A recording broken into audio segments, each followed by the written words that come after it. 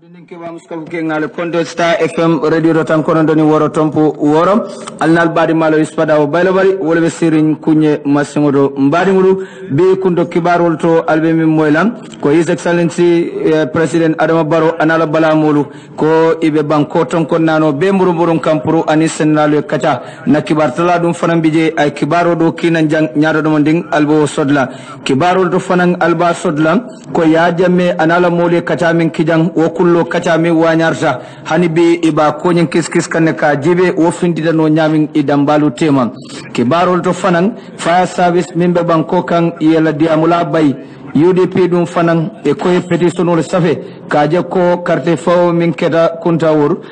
kawur e ko kaje ko wo carte faw nyin ya ko nyin jibe baki andum ya samba supreme court le bal supreme court woldum fanan ko anyanta tara high court le bayri wolle nyanta sila ko nyin kuma alwo kibaro nyin sodla kibarol to fanam kendingo do miyalon ko e kabe atebe ikabe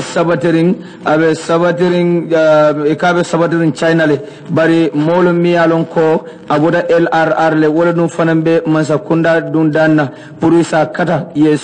police solu samba ila bunda ila sateto je albo kibaro ni sodla mbadi ngulu alben solal do monding ninnata murum be suboni kulobon lale nyoto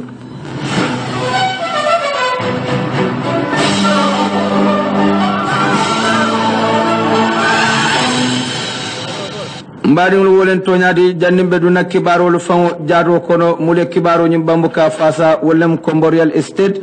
Gamcel APS Money International Jamal ka foy ko Apro Service and Smart GSM wolle bambu ya fasa kibaro nyindo fanan radio dolu ka kafo Star FM ka bondi membu ko Bansang Community Radio Birkama Ba Community Radio Kerewan Community Radio anin Sky Power membe Angleterre banko kan Gambia All News wolno fanan be ka bondi pour mol sa kalamuta kibarolu mulka fendi Star FM radio de jang hanibi nde ispada wol be siring alaji Sadio Baro to yala jang sedum kibarolu fan jaro kono standard newspaper kibar kaydo bala ya itandi donko APRC min kera opposition party abelori nyim banko kan ila molning ila nyaton ko membenu banko kanja ya jame inay kulloto kaja sodo andu wanyarta nyim banko kan akuma kaw nyindum kabira fentidam asiada num bake nyin jamal lawan kayto balale andu wole keda foloti kabiri ya jame nyim banko bula molu ka diamu kamo moyi ay tande dum fanko akacanyin kono ya jamme de ay kodoli tandala pati molla akoy dundem atebe damin akay konyin dum fango be ka to Allah subhanahu wa ta'ala le bulu anda ay tandala mol dum fanana ko koko kolyatema ise munyoni sabarota ko Allah subhanahu wa ta'ala be jaralale ay tandila je dum fanan ko den atebe kodol le do ko kan niwo dum sitade abe mobe ba kalamudala andum fanam amanta molu jabila molu ka tumi nyimban ko kan ya jamme kay nyin kuma kan dum fon be sada kabrana la modolu be kacala nyimban ko kan standard newspaper ya itande ko enin alfado diamta mimbala patio nyin kono memu ila diamula no malan koti dudu ja wodo yemi itande kibar kaydo nyimbala wolem nyinte ko nyin kacade itol dambale ya soto bari iba kacanyin ke ka wato minna ya record le pour kaje ko molmi yalon ko wolle be fon kilikan koytulle mu APRC la nyaton kolti ni balanta ko yajame mantare ko ma dorong isa le bara itande ko ni ba lale to le damin abe kala lalti dami yalon ko mobile te tarraje andu fendum fanante tarraje min sa kuma kan nyin fintindino ko nyinkede jakal ko bati kabiri nyin fintida jama molu be ya kalamuta ay tandi dum fanko saintende be dami ba ko nyin dum fan be kiskis kanne wakan ite bul kondingo chodino la mola bari ba ko nyin be jibe lale miyatina nyin kuma kan fintida inada ka nyin ka dum fanan ni ya jambe nyin mo yamrata kamfala ko la bang akode ya jambe man kufa ko to folo bari ba ko nyin dum fan be jibe kanne miya fintindi ibo kiskis kanne ay witandi standard newspaper la kibar kaydo balan kibarol to hani be ya itande dun ko UDP e koy carte faw mi alon ko wole keta nun kuntawur area council carte faw min keta jen United Democratic Party e Alpha Bamil Londi e koy a gagné nyamin aman senia wayatin dum fanan ye safiro ke kaki Gambia Supreme Court biring ya samba woto woldum fanan nada ka itande ko amanya na tala woto anyanta tala damin jelem high court woto Standard newspaper kibaro ya itande ko ya bonde Supreme Court le sign iba sambala high court le pour wol sa ko nyendum fanan bejibe bayri Supreme Court e koy wolo dulal ye wolo minkan wolem pour kaje ko nin carte faw man tambi tako president wol tema wala député lu tema wole nyanta tala Supreme Court bari ko miyalon ko wojita way dumala wo nyanta tala high court bari wolle nyanta ka akitiyo nyintay United Democratic Party iko jidi silamo min ganyeta je aman ganye ni silola aman senia ko wole atne ba fulako lasana jobate wole dum fanan ganyeta itol la jeroto ko seku jawara kate man ganye wole atinna ye safiro ke puruka ki high court bari anyan ko high court be sila ko nyin ko mal ka bejibe anyanta kala nyamin asetama wo nyama banko nyin kanjang berimbaro mbadi won setende ngaji wel ke nyin kibaro do dum fanana mi alon ko wole be den kalandere bengo dole be minke kan na dibitele nyim banko kan ka be nyimbe ke kan tenda ba kample dami alon ko ibe karandi kan ibe la londo kafundo la nyamin pour kaje banko la depanso nim banko la fanko asebete ano nyamin anisa garde no nyamin goybe karandi kan walla ate woddin kiranyen to je kibarol dum fana yitande e ba londo kafula mimbe dending national development plan na wo mu kuti miyalo mansa kunda be parerin pour kanyim banko de da wala nyama andum fanan nyin dibité lu mulbe sirin dibité bonkono walla nyanda ka ko nyin dum fango bejibe wala adna alfalu mulbi je ko pour ya londo sura na kese ya pour kado ko keno banko e ko be banko nyin na fala bake anabe banko dingolo makoyla wayatin na dum fango alfado bi memo Mamadou Sidi kadem klakolti National Assembly afanan diamata ay ko masada mi alon ko wole be dending nyin démocratie kurola mbe banko kan woda ko dibitelu e nyanta londo na kese asodla pour kaje ko kol be selankenama kol be don setara larin tabulo ka mo be alon kol mimbe tama kan banko kan ay tande ko National Assembly e tol kumata bake banko kan ne bayri tolle ka bunda jamal dum fanan kumpabo aninke kotobo nyim banko kan ko to dum pour ya londo na kese soto wom kulet mialon a jartale pour ay soto atanyim banko nyin kanjam Honorable Speaker National Assembly Mariama Jack Dentin fanan diamta ko masara membe dennin karandere bengo nyinna ay tande dum ko banko sain démocratie le bidang wodo alfal mulbe sirin dibide bonkono andi tolle dum fanan kalluwa deda ko matale pour ya long e nyanta ko dol min taman lela do koto ko bayri fanan ibe man sakundala bundalo kumpa bola kawoli jibe ani man sakundala do kulalu ibe do koke kanyamin ninka kata dum fanan kaje mulbe sirin jamabe place do e kana jamabe la fengotinya ko wala atna ya tanyin karandir bengo nyin kili dibitele and santing e ka karandir bengo nyin abe ke kan tenda bale kibar salal dum ya yitande berimbaro mbadi ngulu Standard newspaper kibar kayto bala Amadou M Jadama ya safe ako Mohamed Drame mialon ko atelaka kumanun Gambia Fire and Rescue Service lañum banko kan yew bayle ya fonyndala do kola kabren July karotel konondo 2018 sango mbemin kono den Standard newspaper e ko yakata ka Mr Drame komandi ay tandila ko yate bonde ala place do bara malon munadna ya bay ya fonyondi do konyena wokan aman jamfano kumo nyin kono ko kibar talalu ya itande nyam birem bodo mbadi ngulu Standard newspaper kibar kayro bala hanibi ko nonto mialon ko anene martanu na koparo nin dépense sole ka fay ko Abdou Koli kunun ya telephone commandi jane commission nyatele wala dami yalon ko atata ka senendi ko mimbe dending Euro Africa group la e cadre din kabrabe diam kan jane commission nyatele wala je ay tande dun ko jandi ka contrat ko nyika kadi wala ate dun fongo ya jame ya mari pour asa keltu wala kodro bare ko ya jame ate ma dankunun birabe o ya maro nyin di kala ay tande je dun fanko ate damba dun e manta contrat ko nyin dun fongo nyikala kadi nyin compagnie la bayra ko nyin compagnie nyin kodol bi ye mulnasite la koto e mawol timmandi wala adna ate dun fongo hakilo ma mutanun pour ye nyin nyuluta ka do ko nyin dilela memo ka essence ni gaswelol dun nan ate nyin banko kan ay tande dun ka compagnie nyin dun fongo Mohamed Bazi wala tamunun wo tilola nun bara kodun den ate damba e mantila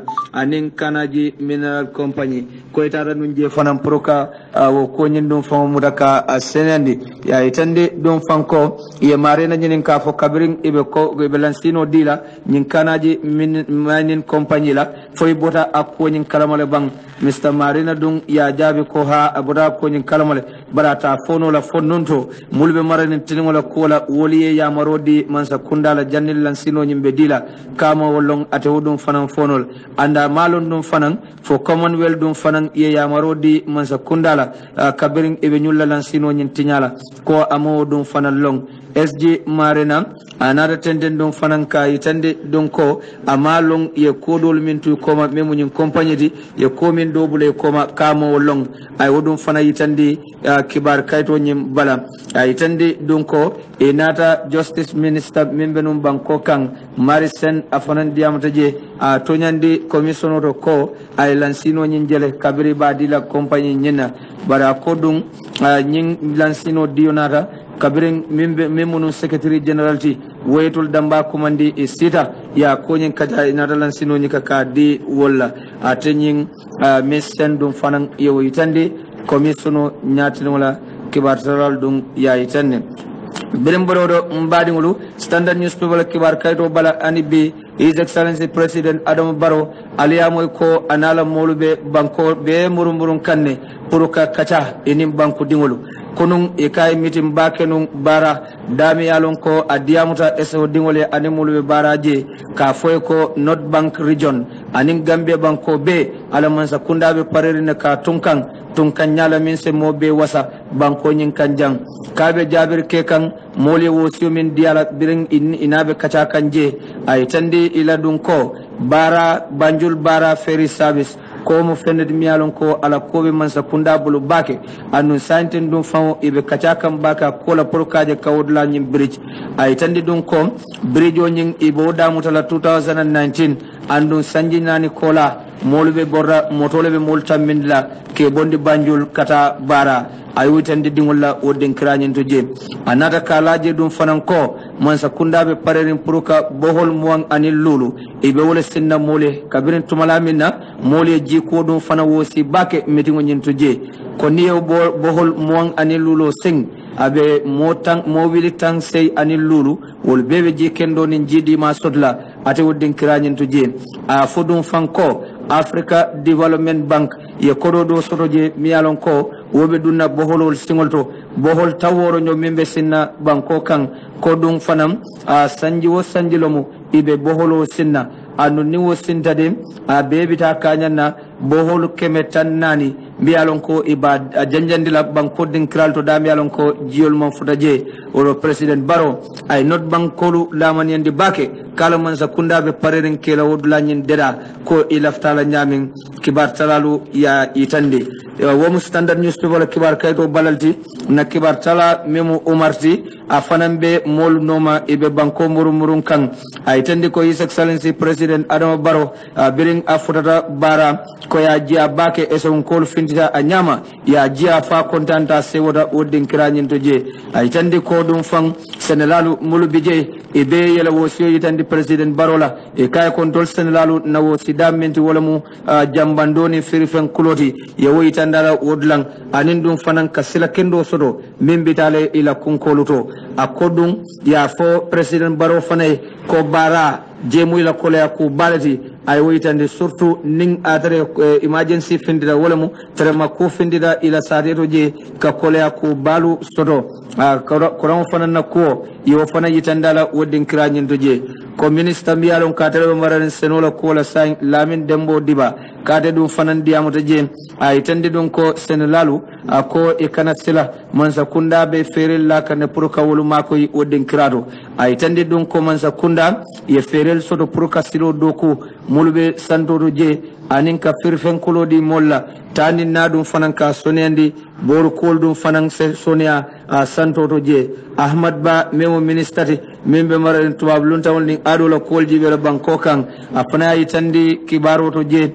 kode president Adama Barrow ala yatel tombon ka tambindi nyato uta ko sifadan fanso woman taranyim banko kan bayri ko niajibe mandin ko ate mandin ka muso ite fulak muso fudula walla ye mandin ka muso fudu yello ikoybe mandin kol nenna walla yello ikoybe fulol nenna ko wote keno la nyim banko ka ko to sifadan fansa mantara banko kan andum banko nyin mo bele tamu ay tandi ko president Adama Barrow kabrata bi diamula je ay tandi ko politiko banta ko say men sida wolum pour kaddo koke woto dum afanan nala mulu ibe do ko kala bake ay tande don ko den bara abe je do kula 2019 ibe je do kula bake ay woyi tande kibaro to fanan Omar ye min kinan Star FM jang ko aljamdu bira futata je ya bendum bake bendum dromi alon ko abe nyaari bake ko aljamdum kolo ay tande president Barola e kay nyenum signa foloti man sa kemen be siring ay nantul jibe aljamdu sare kono wodo woketa kuti mialon ay kontan bake ay jusola bari president Barrow hani bi mbenna wosiyol yitande lade na wosiyol menti folo wala mustiloti bayri loptanol dum woman soto anin dum fanan kay ko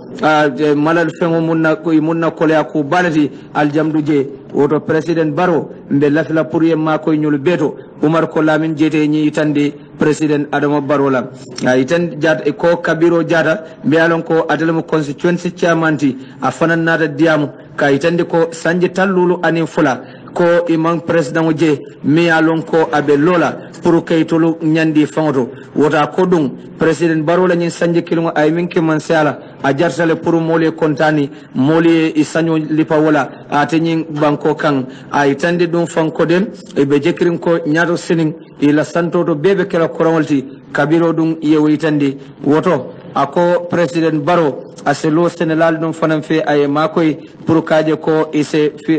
seno yuruwande je ko nin seno yuruwata e tol fangola sate damba se kombo besi nyin femmesengolla kabiro jara dum fanan yewoyitande e ko dum fanan ay president commande pour asa nyatilin tanko la karolade ko tanko fened miala ko mata anin seno woto comment sa kunda sa nyatilin walla anin dum fanan ila santo je e se police station loje mialon abe kala muruna kadin kiralo kumpabo kabiro jara fanan yewo sionyim bedani president Adama Barrow bolo aljamdu dingolo toyala president Barrow ko birin ade dum be diamula je ade dum fanan yayitande dum koden abe lola wol fe bake ke mako ila wo siru yemin yitandala ate woddin kira nyinto ko dum fanam Omar ya kinan ko president Adama Barrow atada Madina Serim Mas dami alon ko ay mitimo kije ko alkalo min diamuta je mi alon ko adiamta toyala ko dum yayitande dum ko nyinkede ko ndanon jusula bati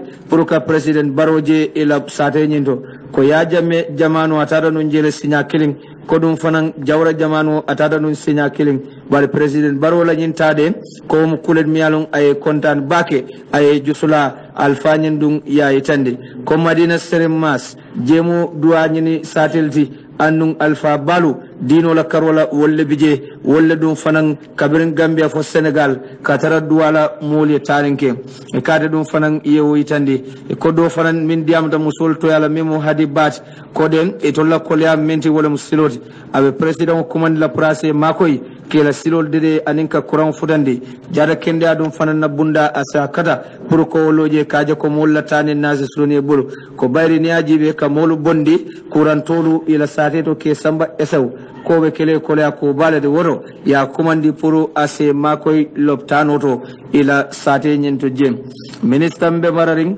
tubab lon tamol ni alula kolji wela banko kan Ahmed Ba afanan yayi tandi ka fola mimbe siari Madina Serim Mas comment sa kunda dum be parerin bake pour kaje ko ila kola kodolu yemulu wosi e se loy feke makoy wala ay Madina Serim Mas dun na tare ko do yitandi ate woddin kiranyin to je anda yitandi ila je dum fankoden jemu satel timiyalon sate kuma ba anin ko ko den jamal mul yalon ko ay wol dum fanan be yitandi ko kibar talalu ya Umar Tunkara membe president noma ay tandina jang nyamin Umar dun ya kinan kotenke akoda silamen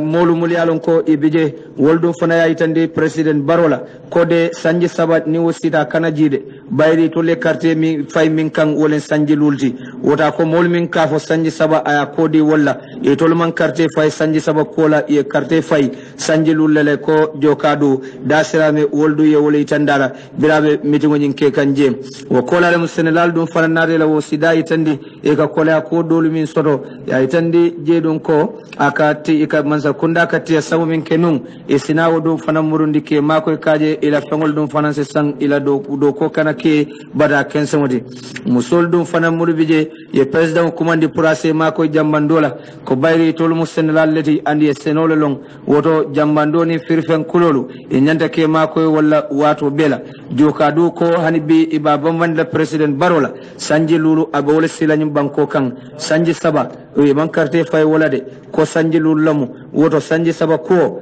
molu se wotuje ko e kodum labin mas afanan ya itandi president wala o meeting nyinto o kola lamu dum afanan nada ka itandi president wala dum ko kanto isa nyatele wala kaje banko e tanka kairo nin tenko se soto banko kan lamin endiba memo minister mbe waran senola kola ay sa temolu nin tundo molu bije ay jikende ko man sa kundabe lole ko ma bake ke fasa ay tande ko yewo sidalu min kije ya moyle ande ba katala pour kallo e wodlang ko ba fole dum fang jammando dolu be bulle andate mela ibo talala senelalu tema nyimbanko kan His Excellency President Adama Barrow ay tande dum ko niaje ala cabinet of falling way tande ko be parerin pour kado ko ke nyimbanko e woto akode ye miracle balsoro pour kanyim banko nyin topato janni ba fola 2021 ko to dum abe do ko balkela atanyim banko e president Adama Barrow dum fanan yewi tandi ko president Barrow Youth for National Development ibe jamengol lola andi be boholol dum fanan lola ibe gadino lola musole ko wote mela karwo karlamu ibe o kala mole banko kan afana yewi tandi be ngonin to je Omar Tonkara mimbe Star FM radio e wole nyin kuma kangol dum fango be dante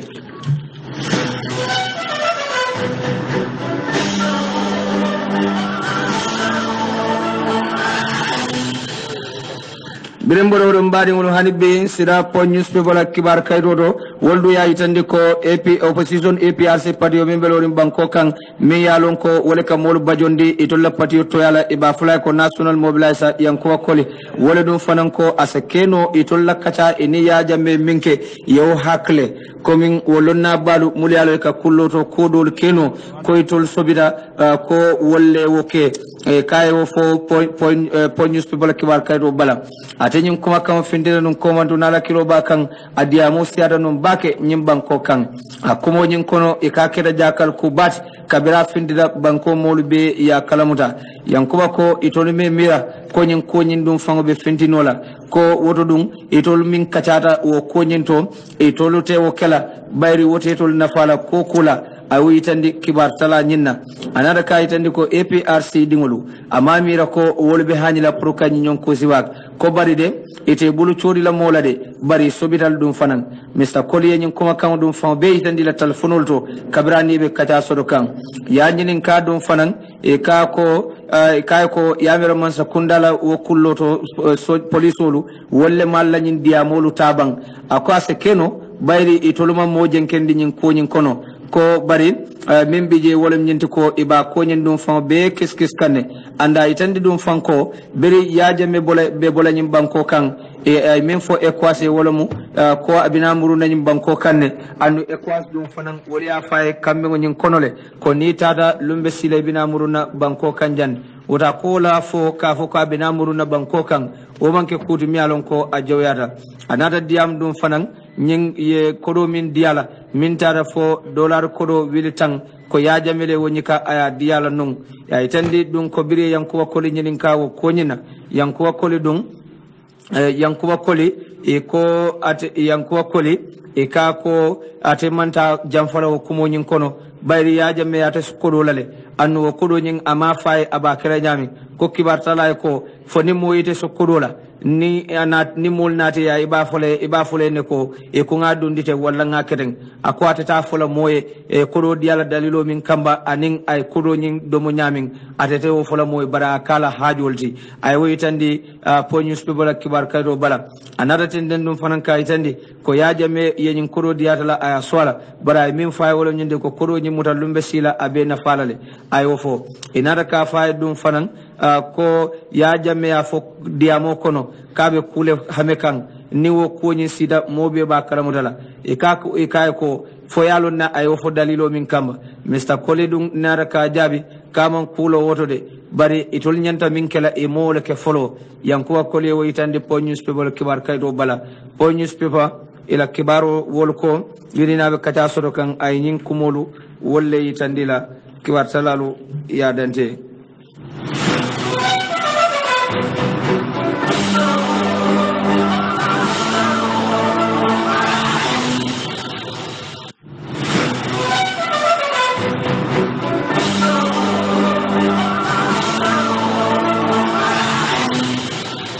Berimbolo rombari ngulu hanibi alfado mialon ko ka fay ko almame camara e ka bota LRR sade do ka fo dame ko jalambere wodum ani jaro soma tema kilo tang ani lulu damba wole bije bar sainteng abe sabadiri honkonne wole dum fanambe commander ke kam masa kunda kutola produdu kare ise makoy ye police dolu samba ila wodin kiranyinto ya itandi dum fanko je asdamul kasiya bake jele ya kwama me fang o sibiti tambila sunkudo do min sebe sanjitan anin sey a fota ni wala fenten fo drafol katawunte ya boro minke ila woddin kiranyinto wo kan koybe man sa kunda komandila police makoy ye checkpoint loje memba tinala police lu memba tinala drafol te hanjila pour ka moto lanna tambe borondi woddin kiranyinto ko ningo kerda de wobe makoy la bake bari ni watindi ngo kono ibe kolya ku balle takikan bayri drafol buka son ka bori domon anu nibe diam la drafol dum fane e buka pare ke la kumol dum fang lamoy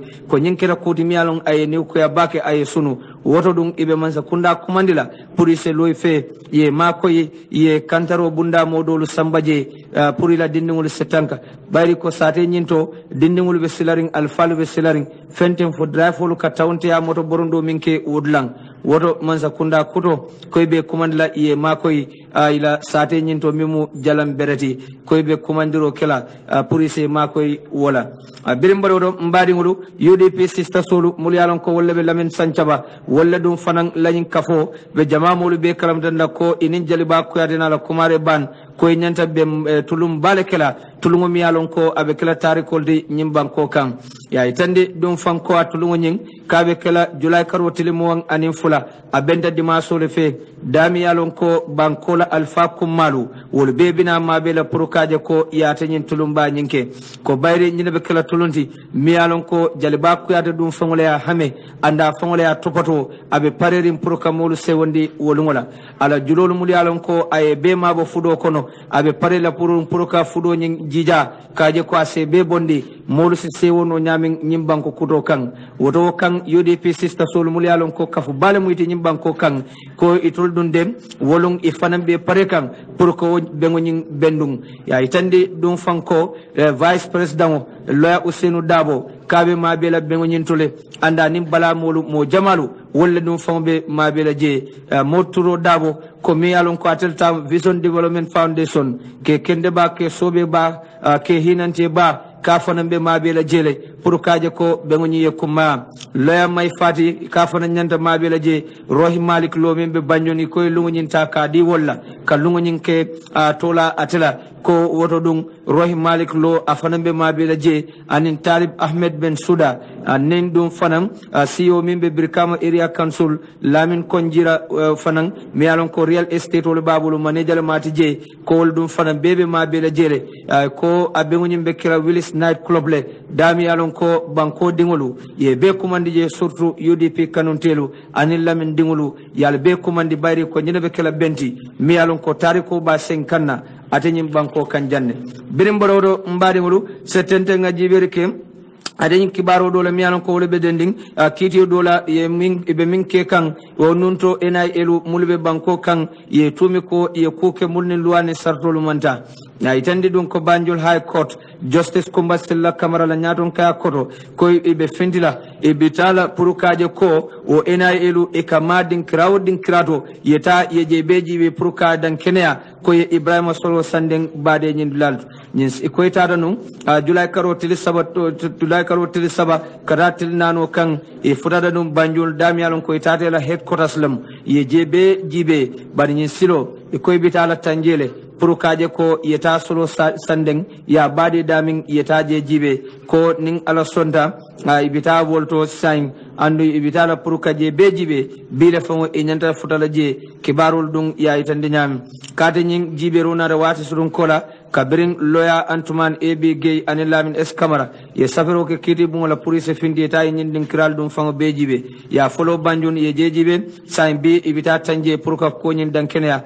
ye Solo Sandeng bade damin nyimol ye multumi mulba kono wolemu yankuba bajiti atelemu nunto director generality kodum fanan Louis Gomez former deputy director Sheikh Omar Jeng atelemu nunto director of operation Babukar Salla Haruna Suso Nintamba Mansari Lamin Dabo Lamin Langsanyang wollebe kitiyo nyinto andum ye tumi bunda jamalla abe wolo kono mo falda dun taje butir jawlo anen ko koten jamalu mbul yalon ko ye tumi wol bela bar min bije wolom nyente ko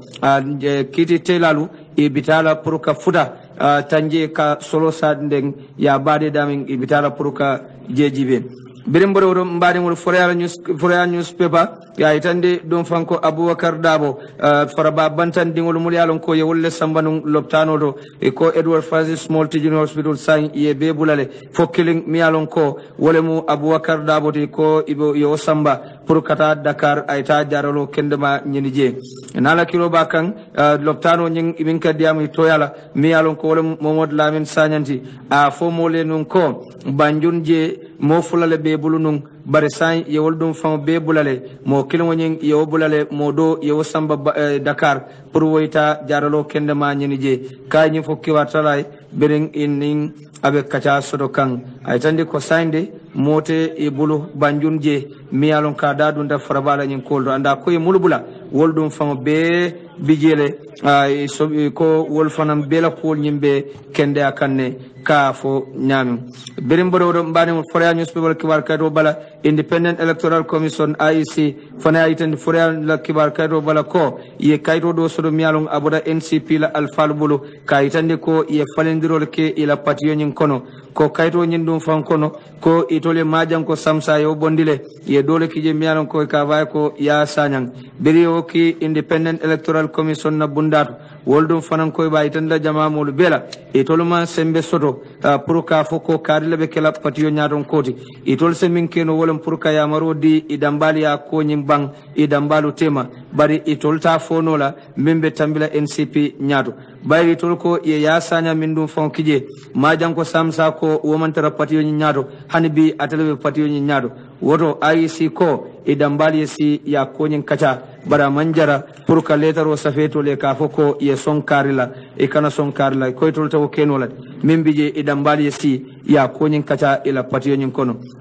birim bodo kibaru bandula se nyin kibaru do jibale mi alon ko be ni faraba bantan commission la mi alon ko president baro dum fonle allo pour kaje ko ye jibirke commission nyin na kola ay itande dum fanko ay ko ye modo commande mi alon ko ka faye ko ansumana marina dol sa faye ko julake wole na da murum pour kadiyamo commission nyin nyaatilon la je julake du ya itande ko ani sefo ye mitingo soto sefo ya itandala dum ko ibe funding kelu mulbe faraba bo leta do koke afana yafo sebo ko mbetale do koke bari mbe do kule dile la isemin keno afana yofo yakoy andum mante kala place dum fon bedo marina dun nara tenden kay tandi ko wiri sila chairman o mimo Alhaji Sanyanti o fana nene tata yale nun ka katanyo ya ka fay ko mbe pariri ne purunni iye do koke andum benna do ko dum fon bulalale na jarta purunni iye do koke akay ko ibe kodo do dila na ilafta min dila satela wo kodo nyin kono ndebe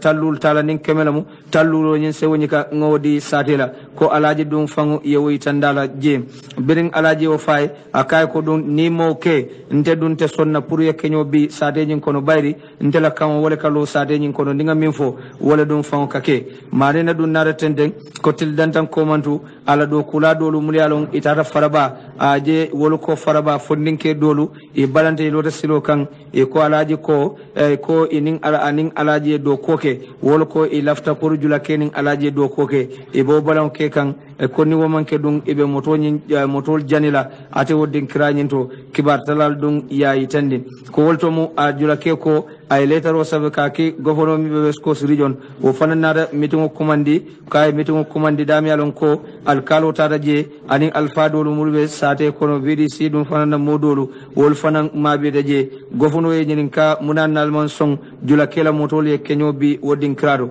ko dum alkalo ko VDC le man song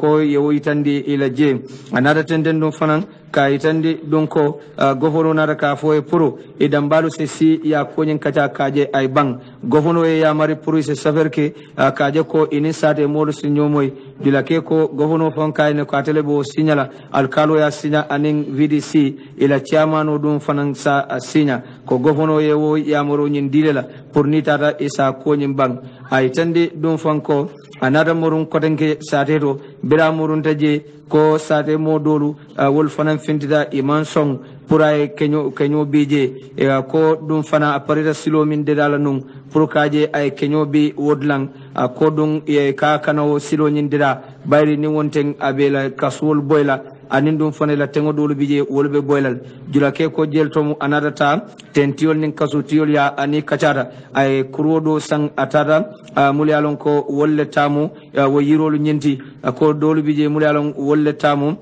ko multamu tengolti ay dalasi wilimu ani lulu ay woni ka kawdi walla pour woldum fana se songola ko woldun nada so ko nyina mulyalon ko e ko wolle tamu kasoti wol fanan wil tang ani lulu ay woldi woldum fanna pour kaja asisilo nyindo kuno bara ko wo kodo nyindum fan alaji sanyanne wo fo ko e nyanta wore jola jola ke ya itande dum ko o nyawnya anara commandiro dol soto mul boda bir kama yondum anim mandina ba police station pour kata kay dankuje bira fotada woldum fanan kay ko be konyim be keskes kanne ka long min sababuta